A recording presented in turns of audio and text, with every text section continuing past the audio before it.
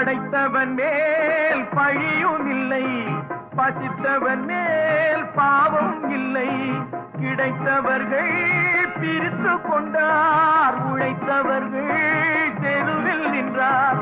பலர் வாட வாட சிலர் வாழ வாழ ஒருபோதும் தெய்வம் பொறுத்ததில்லை.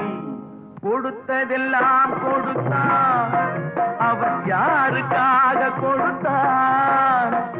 ஒருத்தருக்காக கொடுத்தான், இல்லை ஊருக்காக கொடுத்தான்.